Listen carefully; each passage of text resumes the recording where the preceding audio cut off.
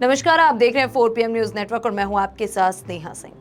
2024 का चुनाव और राजनीतिक गलियारों में चर्चाएं जोरों पर हैं। अब सिर्फ गिने चुने दिन बचे हैं मतदान के लिए, क्योंकि 19 तारीख से मतदान शुरू हो रहा है और अभी कई ऐसी सीटें हैं जिसको लेकर सभी दल प्रत्याशियों पर विचार कर रहे हैं। तो वहीं आज बसपा ने अपनी एक और सूची जारी कर दी, जिससे साफ तौर पर यह कहा जा सकता है कि बसपा ने एनडीए का खेल बिगाड़ दिया और दूसरी तरफ समाजवादी पार्टी को फायदा भी पहुंचा दिया।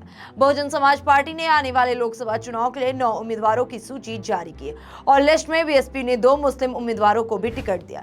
मायावती ने एटा सीट से मोहम्मद इरफान और गोरखपुर से जावेद सिमनानी को टिकट दिया है। इसके अलावा बीएसपी ने आजमगढ़ से भीम राजभर, घोसी से बालकृष्ण चौहान, धौरहरा से श्याम किशोर अवस्थी, फैजाबाद से सच्चिदानंद पांडे, बस्ती से दयाशंकर मिश्रा, चंदौली से सत्येंद्र कुमार मौर्य और रॉबर्ट्सगंज से धनेश्वर गौतम को प्रत्याशी बनाया है। इससे पहले बीएसपी ने कई मुस्लिम बाहुल सीटों पर मुसलमान कैंडिडेट उतारकर अपनी चुनावी रणनीति खोलने की कोशिश की तो थी, लेकिन मायावती ने सहारनपुर, मुरादाबाद, रामपुर, संभल, अमरोहा, अम्बाला और पीलीभीत पर ऐसे उम्मीदवार उतारे थे जो सपा को नुकसान पहुंचा सकते थे।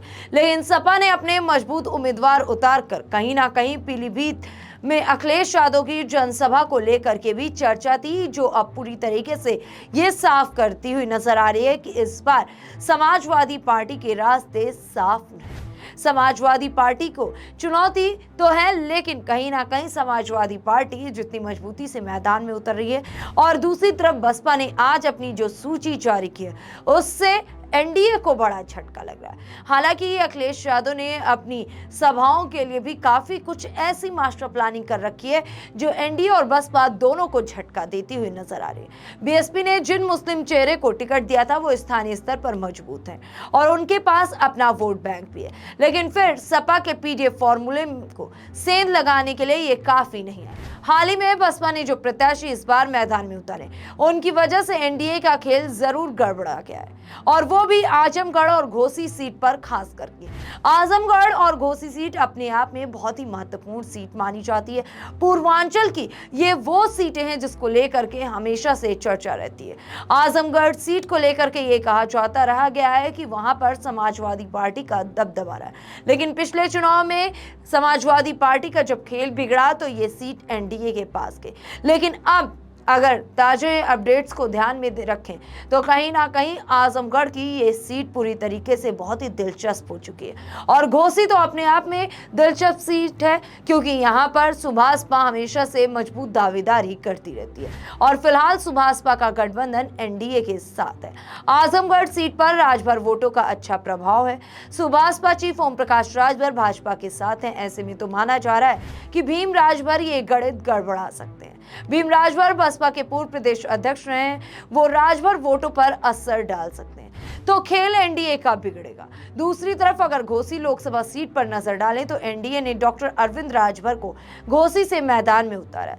घोसी लोकसभा सीट पर बीजेपी और सुहेल देव भारतीय पार्टी के साझा उम्मीदवार हैं। वहीं बसपा ने घोसी से बालकृष्ण चौहान को मैदान में उतारा है। हाल ही में बालकृष्ण चौहान कांग्रेस को छोड़ के बसपा में शामिल हुए थे और अब बसपा ने उन्हें टिकट दे दिया। घोसी का चुनाव त्रिकोणीय नजर आ रहा है, क्योंकि घोसी में एनडीए प्रत्याशी, भाजपा और पूरी तरीके से ये कहें कि समाजवादी पार्टी के भी मजबूत प्रत्याशी मैदान में। सपा ने यहां से पूरी तरीके से राय को मैदान में उतार दिया। सियासी गलियारों में ऐसी भी चर्चा है कि अरविंद राजभर और बालकृष्ण चौहान दोनों ओबीसी समुदाय से आते हैं, तो ऐसे में बालकृष्ण चौहान अब चौहान बिरादरी का वोट हासिल कर अरविंद राजभर को नुकसान पहुंचा सकते हैं। तो साफ तौर पर आज जो बसपा की सूची सामने है उससे ये कहना कहीं से भी गलत नहीं होगा कि अरविंद राजभर का खेल बिगड़ रहा है। अरविंद राजभर का खेल बिगड़ रहा है तो सुभाषपा का खेल बिगड़ना लाजमी है, और फिर एनडीए जो 400 पार का दावा करे और उत्तर प्रदेश में मिशन 80 पर काम करने की बात करे, उस पर भी अब चुनौती बढ़ गई है। दूसरी तरफ वरिष्ठ भाजपा नेता दारा सिंह चौहान, जो वर्तमान में योगी सरकार में मंत्री हैं, वो भी घोसी से आते हैं, तो ये भी कहा जा रहा है कि दारा सिंह चौहान बालकृष्ण चौहान को ज्यादा डैमेज नहीं करने देंगे। कुल मिलाकर ये जरूर कहा जा सकता है कि बसपा ने बालकृष्ण चौहान को मैदान में उतारकर घोसी में सियासी मुकाबला रोचक कर दिया और अब चुनाव को दिलचस्प बना दिया। और पूरी तरीके से अगर नजर डालें तो इस बार का जो चुनावी समीकरण है वो बसपा को लेकर के अगर ये कहा जाए तो बीते कुछ दिनों से लगातार दावा किया जा रहा था कि बसपा भाजपा की बी टीम की तरह काम करे, लेकिन अब या फिर ये कहें कि बसपा उसी चीज से हटने के लिए, अपने आप को क्लीन चिट देने के लिए ये प्रत्याशियों के नामों का ऐलान करते हुए पूरी तरीके से सामने ला करके उन प्रत्याशियों को खड़ी कर दिए जो एनडीए के लिए ही चुनौती साबित हो रहे हैं। समाजवादी पार्टी को फायदा भी इसका जरूर हो रहा है। 2019 के चुनाव की बात करें तो बीएसपी ने समाजवादी पार्टी से मिलकर चुनाव लड़ा था, लेकिन इस बार बसपा ने एकल चलो की रणनीति अपनाने की बात की। हालांकि बीच बीच में ये चर्चा हो रही थी कि बसपा इंडिया गठबंधन में शामिल होगी, तो कभी ये भी चर्चा हुई कि बसपा एनडीए के साथ जाएगी। हालांकि एनडीए के साथ जाती तो बसपा जिन मुद्दों पर अपनी राजनीति करती है उससे कहीं ना कहीं डगमगा जरूर जाती। फिलहाल जिस तरीके से बसपा ने एकल चलो की राजनीति अपनाई, अगर उस पर बात करें तो 2019 में हुए चुनाव में बीजेपी के नेतृत्व वाले एनडीए ने 64 सीटों पर जीत हासिल की थी।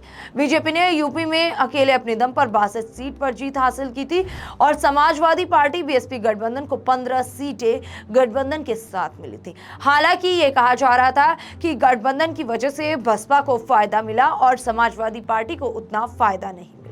फिलहाल जिस तरीके से इस बार बसपा एकल चलो की राजनीति अपना रही है और कहीं ना कहीं पूरी तरीके से समाजवादी पार्टी के कैंडिडेट्स की अगर बात करें तो जो चुनावी मैदान में प्रत्याशी हैं वो प्रत्याशी बहुत ही मजबूत नजर आ रहे हैं और इस बार का चुनाव सभी जगहों पर त्रिकोणीय मुकाबले में नजर आ रहा है। बसपा लगातार अपने दमदार प्रत्याशियों को मैदान में उतार रही है और बसपा जितना दमदार प्रत्याशियों को मैदान में उतार रही है तो वोट बैंक एनडीए का ही खिसक रहा है, ये भी सूत्रों के हवाले से कहा जा रहा है। लेकिन किस तरीके से एनडीए का वोट बैंक खिसक रहा है ये तो वक्त ही बताएगा।